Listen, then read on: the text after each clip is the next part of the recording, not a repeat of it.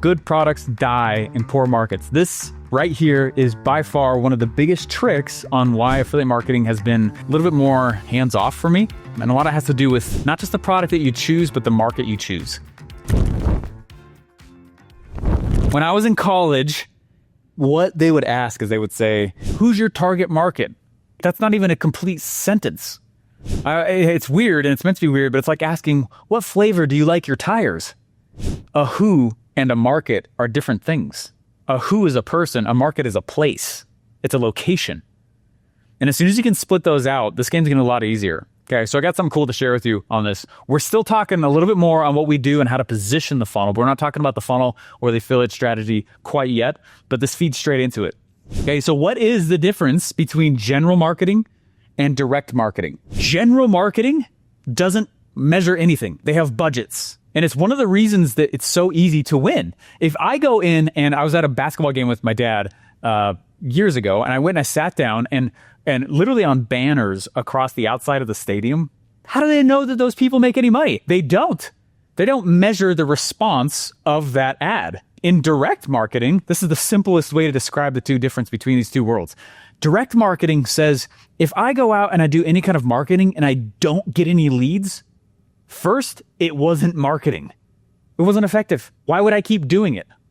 If I can't measure the result, turn it off. And that's why this game is so cool, and it's also very forgiving. There's a little bit more to learn in the front, but it's more of a forgiving approach towards marketing and affiliate marketing in general, because I'm measuring. I can see exactly how things, was the opt-in rate a little bit too low? I let numbers and data talk to me. It removes the mystery. So what I'm going to teach you in this session, guys, is literally the difference between what everyone else does and why building affiliate marketing as a direct response marketer is such an easier game to win, right? It's going to teach you how to no longer compete as a link-barfer. And that's what most people do. It's disgusting, but think about it like that. But that's what they do. And I'm sure you guys have seen that before, right? You see someone who's like, I love this product. It's amazing. And I know you all want it because I'm going to assume that you want it. And I put the link down in the description below. Right? Y'all seen that kind of affiliate marketer?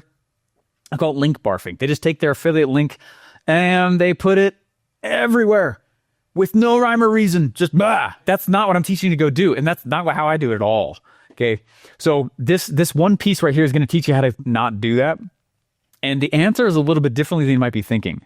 It's about understanding markets and customers differently and learning from the two. All right. So I want you to read and learn to read the treasure map that the company that you're affiliating for has already created for you. And there's two things that you need to learn how to read from that map. The first thing you're going to go learn how to read is you're going to find out the best affiliate markets. Markets are not created equally. Commissions are not created equally. And the second thing I'm going to teach you guys is the best customers to target inside of that market. I was a sprinkler tech between college semesters. I was also a tire buster, you know, like you know, like discount tire. That's actually where I worked. I worked a lot of labor jobs. My first job was actually in a plastic factory, injection molding. I got heat calluses on my hands from working all these lines, loud machines. All right. I worked a lot of labor jobs growing up. My dad grew up on a farm, you know, went out to work. Okay. But I was hand digging all these sprinkler trenches and I was listening to the radio and I heard, you guys know Rich Dad, right? Robert Kiyosaki. I heard across the radio this ad. Robert Kiyosaki is coming to a city near you to teach you more about stocks and options and financial trading. And I was like, that sounds awesome, right? I didn't know I was in a funnel. And so I went and it was $200, which was so much. I mean, I can't remember what I got paid as a sprinkler. There's a lot of holes I had to dig for that. And I go to this 3-day training from Robert Kiyosaki.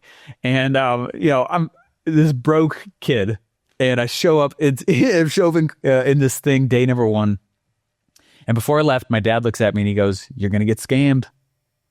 He goes, this guy's scamming you. I was like, no. I just like full of belief. He's not scamming you. You're wrong, Dad. You know? And so I go into this first day and I come back just on fire. And I was like, oh my gosh, this is what I've been trying to learn. So I come back and I was like, that was awesome. And my dad goes, I'm going to come with you tomorrow and I'm going to show you that this guy's scamming you. Okay. I love this story. My dad knows I tell the story too, okay? And my dad comes with me and he's sitting there and pretty soon I start seeing my dad like pull out a piece of paper and he's like taking some notes, you know? My dad's a software engineer. He was an executive at IBM at the time. And anyway, so he starts taking some notes and he's like, interesting. Okay. And it's funny, we go back home that day and my mom goes, so was it a scam? And my dad goes, we spent $30,000 on his coaching course. Okay. And just totally sold my dad. Right. And he looked at me and he goes, I will buy this if you sign a promissory note to me for half of it. So you owe me $15,000, but you're going to use what we do here to pay for it. I was like, all right, cool. So for the next several years, my dad and I sat side by side and we practiced paper trading and stocks and options and learning the financial markets and all this stuff. And I got busy. I went back to school. I kind of dropped the ball, right? I circled back a couple years after that and I was like, Dad, how's trading going on the New York Stock Exchange? And he goes, I'm not actually trading on the New York Stock Exchange anymore. And I was like, really? Because that was like 30 grand. I later did pay him back, but not from that. And I go, that was a lot, New York Stock Exchange. And he goes, you don't understand, Stephen. He goes, holy smokes, guys, write this down. Okay. He said, the New York Stock Exchange is trading at $169 billion a day. And I said, yeah, with a capital B. That's a lot of money, Dad. And he goes, you don't understand. I'm no longer trading the New York Stock Exchange. I'm actually trading Forex, the global market. And I said, why? That's not what we were trained on. We didn't spend $30,000 on that. And he goes, dude, the Forex market trades $5.3 trillion a day. I was like, what? And he said this line that changed how I market and how I choose markets, right? We're talking about literal financial markets right here. He said, I'm learning Forex. I'm doing Forex. And he said, the reason is because I've learned that the pie is so much bigger. I actually can afford to be less skilled, but still take home more. He said, the funny thing is that when the market is smaller, because it's smaller, I have to be more skilled. The level of time I have to spend to get a take-home check. Okay. So when we're choosing markets as an affiliate, stop going for niches. And I have practiced that principle since I learned it. And it's ridiculous. You're literally closer to the fountainhead of cash when the market is that big. As an affiliate marketer, I am turning directly into the heart and the center of the biggest, fattest red oceans. Screw red ocean, blue ocean. I'm so tired of that methodology. I have this brand new, amazing product that no one's ever seen before and I invented, and I went to my innovative cave to put it together. And because this thing is so innovative and because nobody's ever seen it before, I have to go build a market in order to sell it. That's like building a mall just so you have a place to sell your new thing. If I can't go sell my products in the existing mall, right, with the foot traffic that is already there, why on earth would I go through the hell of building a market? I'm going to go to the existing market. It's where the people are. You know how hard it is to build a market? Statistically, it takes 10 years. So if you can't look at your existing product that you're trying to affiliate for or your own product and say, I can't see myself doing this exact same offer in no other offer for the next 10 years, why do not build a product? Don't go build a market. Okay. I learned this exact same principle when I was a door-to-door salesman. I really messed up. I got addicted to selling in poor neighborhoods. I'm just going to say it how it is. Is that all right? Real talk. Marketers deal in stereotypes, so let's deal in them. Okay. I had so many money false beliefs back in that day when I was a door-to-door sales guy that I wouldn't go knock the rich neighborhoods. Well, I was selling pest control. Every single one of them, pest control, the commission, the salesperson gets paid on the rebill, not the first bill. So pest control, right? They come back in 3 months, 90% of them canceled. And while I was one of the top sales guys in the company, I almost had no commissions at the end of the summer. And I yelled at my trainer and he yelled right back, I told you to stop selling in those poor neighborhoods. I told you to stop. What do you think happens on the rebill? You sold some of the most accounts, but none of those neighborhoods could sustain the bill. You weren't even charging them that much money. It's just a poor neighborhood. How? Not all of them canceled. Is it more likely for me to find a rich person in a rich neighborhood or a rich person in a poor neighborhood? Think of neighborhoods like a market. Customers are not created equally and markets are not created equally. I want rich market with a rich customer with a predisposition to purchase what I'm selling. That's the easiest place to get sales. I see more products fail because of this positioning issue than anything else. And they're like, my offer's wrong. I'm like, your offer's not wrong. Your position wrong. All right. Anyway. All right. So that's one of the things I'm doing as an affiliate marketer is I'm like, how do I position this in the place that's the hottest, reddest, most competitive red ocean on the planet? How can I go to the gigantic marketplace that's already there? And there's all these businesses that are inside of there. And I'm going to choose to be an affiliate for the biggest companies in that market. And I'm only ever going to sell people who are in the market already. I'm not going to go sell people who've never bought something similar before. Okay. So one of the benefits of this strategic positioning is you're not the first entrepreneur to the market. You can be the first with the blue though. So I'm going to teach you how to make whatever you're affiliating blue. You didn't make the product, but that doesn't mean your offer can't be blue. So if the company you're affiliating for is already sending marketing material to a certain spot, send your marketing to that same spot. So there's questions that I'll ask the company that I am affiliating for. Hey, company, who is your dream customer already? It's funny how many times they have never been asked this. Meaning you built that product, right? Business, affiliate, I'll call them the affiliate company. Affiliate company, you built that product. Who's the dream customer you had in mind when you built that product? And they're like, you know what? We have decided that our dream customer profile is someone who is blank and blank and blank. And I start getting all these descriptive words about that customer. I start learning about their dream customer. And then what I say is, hey, affiliate company, I'm so excited to be your affiliate. What market do you find that dream customer in at volume? And not just at volume, but it refills leads on its own. This means I never have to change market positioning. This is also how I can go and launch an affiliate thing and forget it exists and just pays and gets leads and sales. Okay, I'm not going to go after any other category, right? And they're like, oh, you know what? Funny enough, you say that, we have found this big fat red ocean called, I don't know, internet marketing. I'm like, okay, cool. So you find your dream customer in this market because of these things. They're just giving me a map on what to do when I go promote them. That's it. I don't have to come up with any of this stuff. Coming up with the marketing is really easy because they've already done it. I now know my positioning. So think about it. Now, what this company is doing is they are trying to reach this customer, right? They're trying to reach this customer right here, but they're falling short. You know, think about what companies have to go do. They have to create messaging that's kind of umbrella messaging. Right? A lot of companies have very umbrella messaging. They come in and they say, they're not talking enough specifically to this customer. My job as an affiliate marketer is to ride the wave of the marketing for the company I'm affiliating for, and then just reach the extra 2 inches to actually reach their customer. My job is to fill the gap right there. So one of the questions that we get, and one of the questions I saw also is that hey, what platform should I be using in the market? Platforms or channels, the biggest marketplace channels your dream customers are already using. We think red ocean, blue offer, because that's where the people are. Instagram is just a channel. Notice that we call it a red ocean.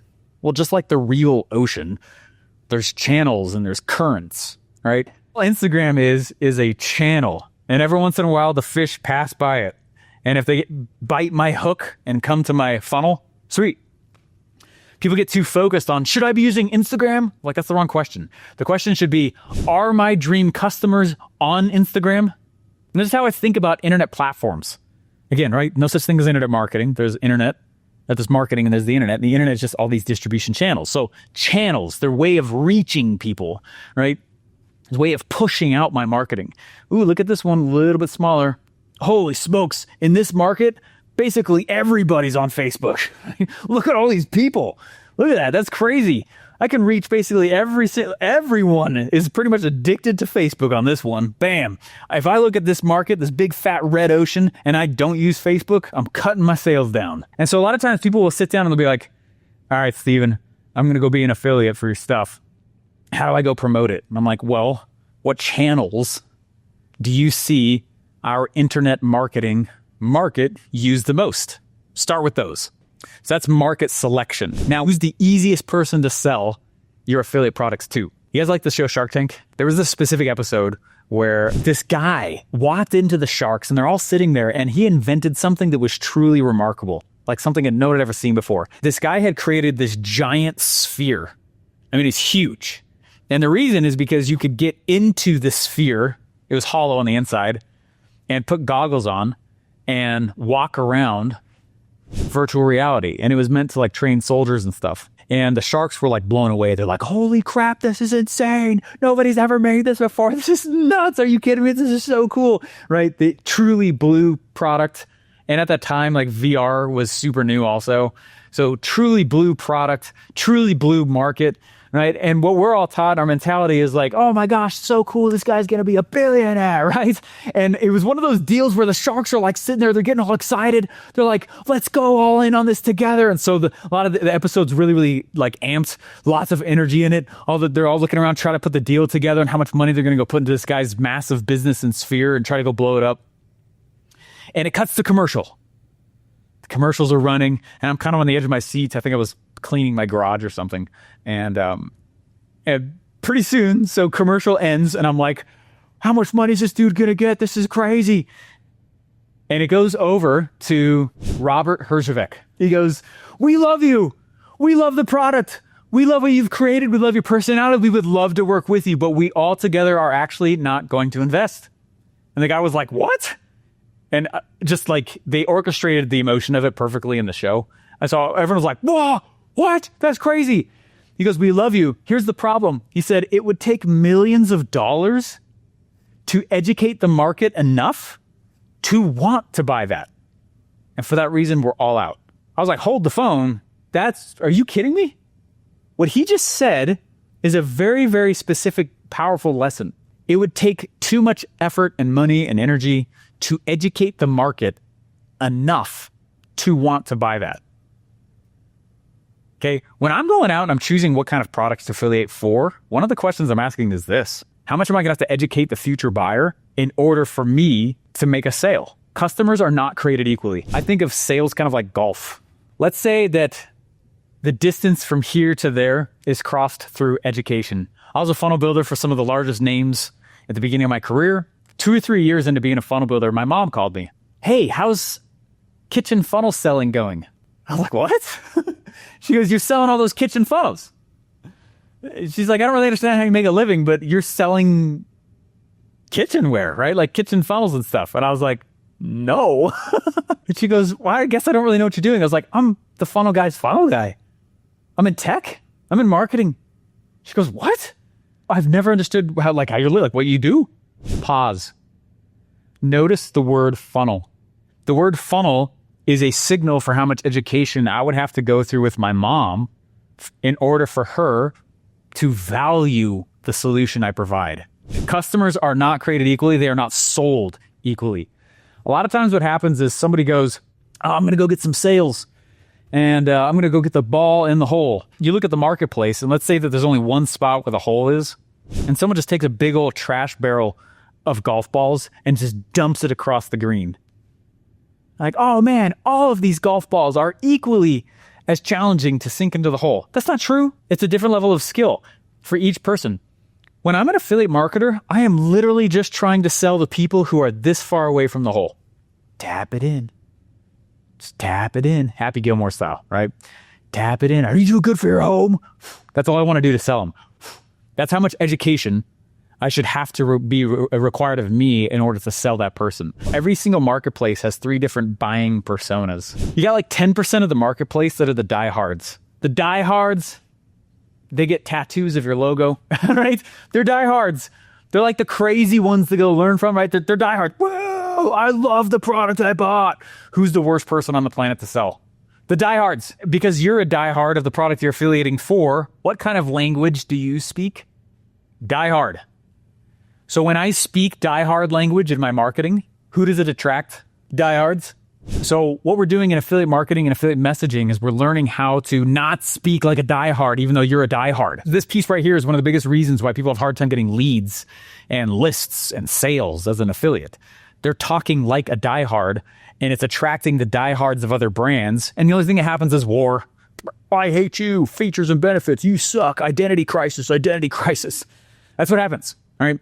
80% of the market is, I call them the satisfied. The satisfied suck. I hate working with satisfied. Satisfied people are not in enough pain to do anything different in their life. They're not looking for a new solution or product to purchase. They've bought something already, but they're not looking. You can tell that you're on the phone with somebody who's satisfied if they're like price shopping you, like bargain hunting. Well, I'll buy now, but I need like 72-month pay term, and you better come give me a back rub. And if you don't make breakfast in your robe tomorrow morning, I'm definitely out. And then I'm going to end up refunding and telling everyone that you suck anyway. You know what I'm talking about? I hate selling satisfieds. That's not who I'm targeting in a market. Okay? Who I'm targeting in a market, especially with affiliate marketing, really all marketing, but especially affiliate marketing, is I want to talk to the frustrated. 10% are diehard, 80% are satisfied. 10% are the frustrated. They're literally just looking for something else to buy. They are using their current product. They've opened their wallet in the past, right? They don't have a lot of the noob questions. They're not going to wonder what a funnel is or whatever, right? Whatever that vocab term is they use to filter out the people who don't know what they're doing, all right? They just hate their current product. Selling them just literally requires showing them the alternative to their current product. That's the funnest person to go sell to. And the way that I attract them is my market material, market messaging speaks like a frustrated. Don't speak diehard. Don't speak satisfied. I'm going to talk straight to the frustrated markets. The goal of affiliate marketing is to sell to people who are ready to buy now. All right, guys, that's it for that session. I know that was a lot, and hopefully you've taken notes on that. Again, just on this, make sure if you haven't, that you go to makeaffiliatesgreatagain.com/links. It's plural, links. And that's like all the resources we're mentioning. Sign up for VIP. We give you a 30-day trial of the School of Money, which is what includes all of this.